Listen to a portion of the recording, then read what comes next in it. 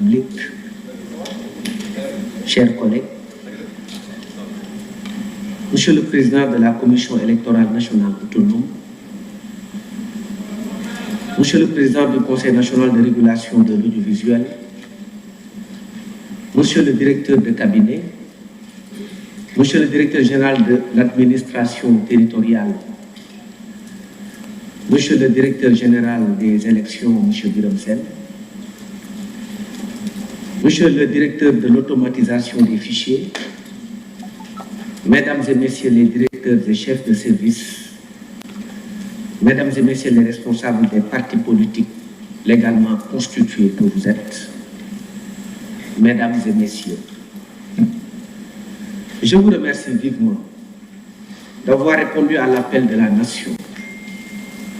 Votre présence témoigne de l'intérêt que nous portons tous à notre pays et de notre volonté commune de préserver l'essentiel, la solidité de notre démocratie. En effet, lors de ma prise de service le 15 septembre 2025 passé, à la tête de ce département, j'avais pris l'engagement de m'ouvrir à toutes les forces vives de la nation. Dans ce sillage, j'ai reçu ou rendu visite à plusieurs personnalités religieuses, ainsi que des représentants de la société civile. Aujourd'hui, cette rencontre se tient avec les acteurs de la vie politique que vous êtes. C'est parce que, conformément aux instructions de son Excellence, Monsieur le Président de la République, Monsieur Bassirou Diomaye Diakhar Faye, et des orientations de son Premier ministre Ousmane Sonko, j'ai souhaité instaurer ce cadre d'échange pour réaffirmer ma disponibilité, mon ouverture et mon attachement déjà rappelés à une démarche fondée sur le dialogue, le consensus, la concertation. Dans le domaine politico-électoral, plus qu'ailleurs, l'écoute mutuelle constitue une véritable exigence. Je prends donc la parole aujourd'hui pour m'adresser à vous, à l'opinion publique et tout particulièrement aux acteurs politiques, dans un esprit de responsabilité, de sérénité républicaine et avec la ferme volonté de conduire un processus inclusif. Les sacrifices consentis par nos pères et nos anciens pour bâtir notre nation démocratique ne doivent pas être vains. Ils trouvent leur sens dans les échanges constructifs, les débats démocratiques et l'engagement collectif à consolider ces acquis. Oui, les divergences existent. Elles doivent exister. Elles sont naturelles en démocratie.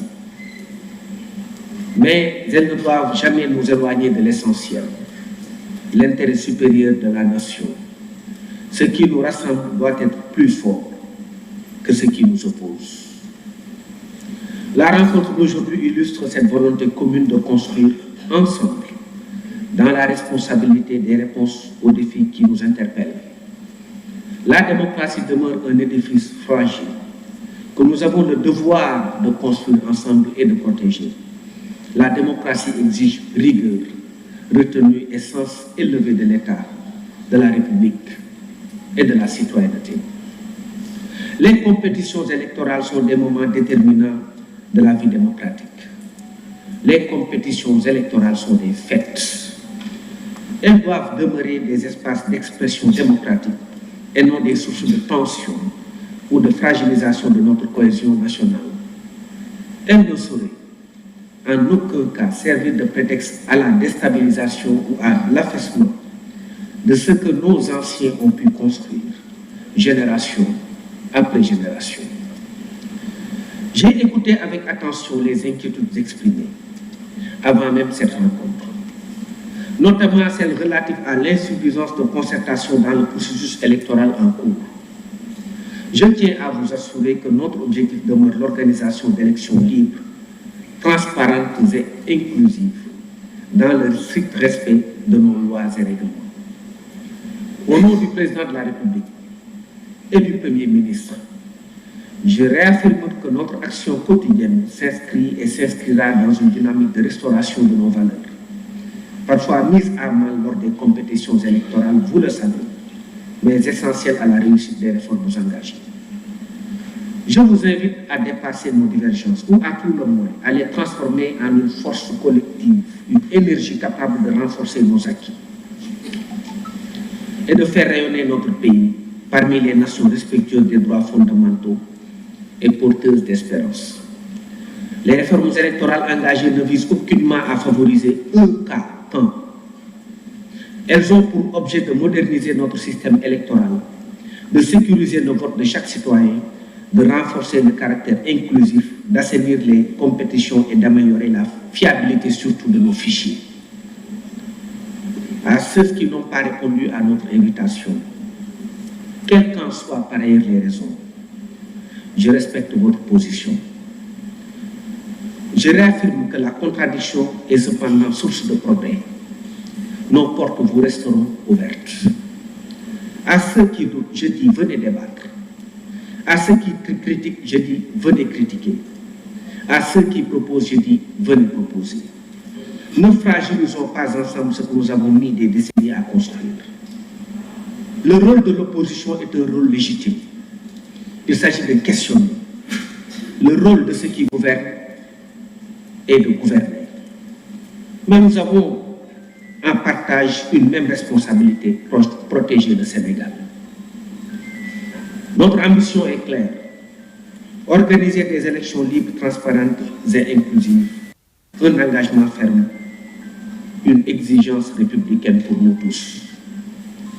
Dans un souci de transparence, je souhaite partager avec vous des informations relatives aux prochaines élections territoriales, notamment en ce qui concerne la fixation de la date du scrutin, la révision des listes électorales, la production des cartes d'électeurs, la publication de la liste électorale définitive, ainsi que l'accès au fichier électoral.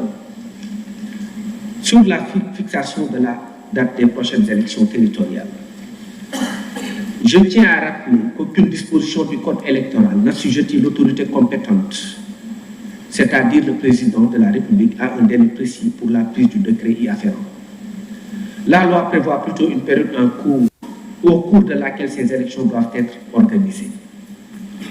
À titre illustratif, le décret portant fixation de la date des élections territoriales du 23 janvier 2022 a été signé le 10 mai 2021, soit 8 mois et 13 jours avant la tenue du scrutin. Quant au décret portant révision exceptionnelle des listes électorales, il a été signé le 26 juillet 2021, soit 5 mois et 28 jours avant la date du scrutin. À ce jour, nous nous situons encore à près de 9 mois de la période légale prévue par les articles L36 et L269 du Code électoral. Par conséquent, l'autorité compétente demeure au regard des délais d'exécution des opérations électorales dans les marges prévues par la loi pour fixer la date des prochaines élections territoriales. La prise de ce décret sera naturellement suivie de celle du décret portant révision exceptionnelle des listes électorales, vous le savez. Il convient de préciser que l'appréciation de la durée des opérations de révision ainsi que les délais de contentieux relèvent de la compétence exclusive de l'autorité. À cet égard, je tiens à vous assurer qu'une révision exceptionnelle sera organisée conformément aux dispositions de l'article L37 du Code électoral pour une durée raisonnable et acceptable. En tout état de cause, cette période ne saurait être inférieure à celle retenue en 2021, soit 45 jours. Sur la production des cartes d'électeurs issues de la révision ordinaire des listes électorales de 2025. La production de ces cartes a repris, comme convenu depuis le 12 avril 2026, après une suspension consécutive à la cyberattaque enregistrée à la division de l'automatisation des fichiers. Au rythme actuel de progression des opérations, l'ensemble des cartes pourrait être produit avant le 15 mai 2026 même. Par ailleurs, les opérations d'enlèvement ont déjà été entamées par la Direction générale des élections, chargée du tri et de l'acheminement des cartes auprès des commissions administratives compétentes. Sur la publication de la liste électorale définitive, la liste est actée. Sa publication interviendra dans les prochains jours sur le site internet de la Direction générale des élections, ainsi qu'auprès des autorités administratives compétentes. Sur la disponibilité et l'accès au fichier électoral, la Direction de l'automatisation des fichiers a déjà procédé à la consolidation du fichier électoral avec l'intégration des mouvements issus de la révision ordinaire des listes électorales de 2025. S'agissant de l'accès au fichier, la référence à l'article L11 du Code électoral ne procède nullement d'une méprise, comme certains ont pu le penser, mais constitue un rappel à la seule disposition légale actuelle applicable en la matière. En effet, le décret fixant les modalités de mise en œuvre du droit de regard et de contrôle sur le fichier électoral prévu par l'article L49 du Code électoral n'a jamais été pris. Sur ce point, je rappelle que des dispositions de l'article L49 du Code électoral a toujours constitué une préoccupation majeure de la classe politique. Cette question figure d'ailleurs parmi les accords issus du dialogue national consacré au système politique et prise en compte dans les réformes envisagées du Code électoral. Toutefois, dans un souci de transparence et en attendant l'entrée en vigueur de ces réformes, la consultation du fichier électoral pourra être effectuée sur place même, au niveau de la direction de l'automatisation des fichiers, via la plateforme SVMS, système de gestion du fichier électoral, afin de permettre aux partis politiques légalement constitués de procéder aux vérifications et aux contrôles nécessaires. Je félicite l'administration électorale avec la Direction générale des élections, la Direction générale de l'administration territoriale et la Direction de l'automatisation des fichiers au niveau central, ainsi que les autorités administratives déconcentrées, à savoir les gouverneurs, les préfets et sous-préfets, pour le travail remarquable qu'ils font. Nous saluons également la collaboration avec la Commission électorale nationale autonome et le Conseil national de régulation de l'audiovisuel.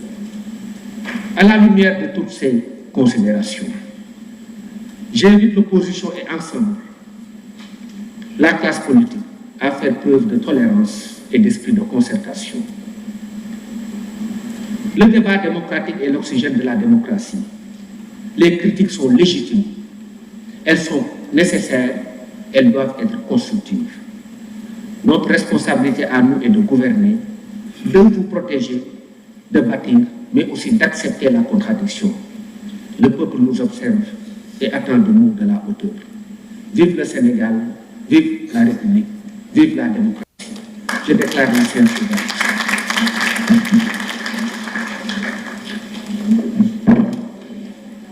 Merci beaucoup, Monsieur le ministre de l'Intérieur et de la Sécurité publique.